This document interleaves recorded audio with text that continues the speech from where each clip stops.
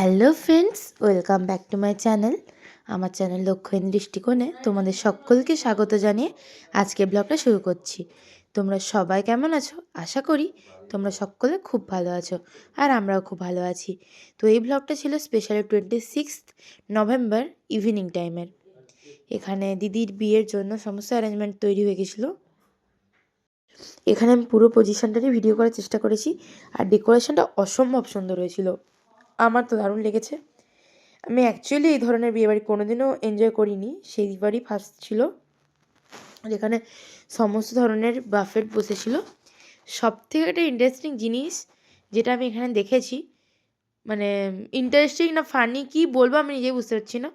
যাই হোক, তোমাদেরকে আমি পরে ওটা শেয়ার করছি। ততক্ষণ তোমার বাকি ব্লগটা এনজয় করো, আশা করি তোমাদের সকলের খুব ভালো লাগবে। আর এখানে সমস্ত ধরনের ভিডিওগুলো চালানো হয়েছিল, যেগুলো আমি দেখে খুব মজা পাচ্ছিলাম, যেহেতু আমাকে দেখা যাচ্ছিলো ওখানে, কারণ আমি তার আগের দিন থেকে প্রত্যেকটা ইভেন্টেই ছিলাম। খুব ভালোভাবে কোঅপারেট করেছিলাম ওদের সাথে। আর এখানে এটা হালদি ডেকোরেশনটা ছিল, আর এখানে একটা সেলফি জোন মতন করা হয়েছিল। এরপরে দেখাবো ইনার এরিয়াটা। ইনার এরিয়াটাও খুবই সুন্দর ছিল। তো চলো তাড়াতাড়ি দেখে নাও ইনার এরিয়াটা। আর এখানে বিভিন্ন ধরনের স্ন্যাক্সের বাফেট বসেছিল, আমার তো খুব ভালো লেগেছে। আর এই প্লেসটা বিয়েবাড়ির জন্য অসাধারণ। এখানে সবাই বেশ ভালো মতো গল্প করছিল। আর ওই যে বাঁ সাইডে দেখতে পাচ্ছ তোমরা সমস্ত ধরনের বাফেটগুলো। আর এখানে কিছুজন ফটো সেশন চলছিল, যেহেতু তখনও অবধি ব্রাইড এসে পৌঁছয়নি। তো যাই হোক, আজকে ব্লগটা পুরোটাই এনজয় করো।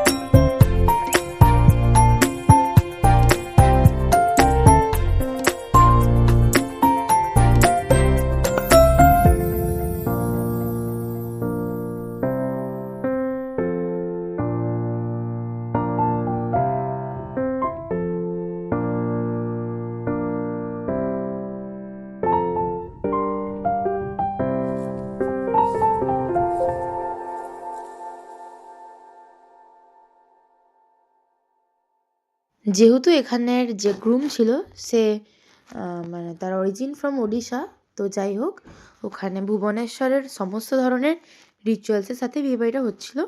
এখানে ওরা নেমে গেছিলো। এই হচ্ছে বারাত, আর আমার ওদের বারাতটা দেখতে স্পেশালি খুব ভালো লাগছিলো। এদের রিচুয়ালগুলো একটু আলাদাই ধরনের, এখানে সবাই বেশ এনজয় করছিল। আর এদের একটা রুলস আছে, যেখানে মানে যে ফাদার ইন ল তাকে মানে হবু যে গ্রুম তার পা ধুয়ে দিতে হয় এইভাবে। তো এই রিচুয়ালটা এখানে ছিল, আর সে প্রণাম করছিল নারকেল নিয়ে করে। তো পুরো ব্যাপারটাই অন্যরকম, আমার তো খুব ভালো লেগেছে।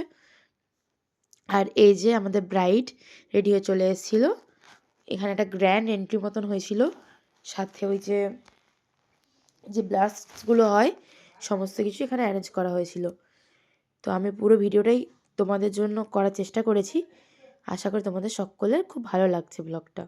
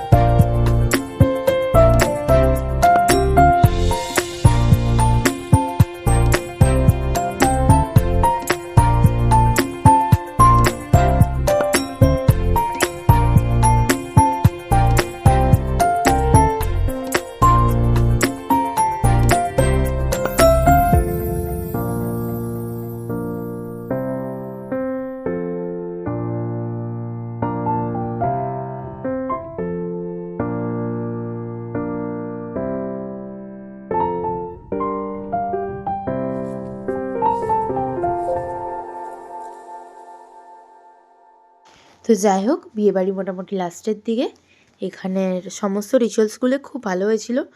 আর এগুলো বেশ অন্যরকম, যেহেতু এটা ওয়েস্ট বেঙ্গলের রিচুয়াল নয়, আর প্রত্যেকটা বাঙালি বিয়েবাড়ির মতন এটা হয়নি, মানে অনেকটা উড়িষ্যা স্টাইলে হয়েছিল, কিন্তু বিষয়টা বেশ ভালো লেগেছিল আমার। আর যেহেতু আমরা মিশ্র, আর যে গ্রুম ছিল ওদেরও সারনেম মিশ্রই, তো মিশ্র স্কোয়ার হয়ে গেল। যাই হোক, জিনিসটা আমার খুব ভালো লেগেছে। এখানে সিঁদুরদান নাকি মুখ দেখেই হয়, বেশ ইন্টারেস্টিং।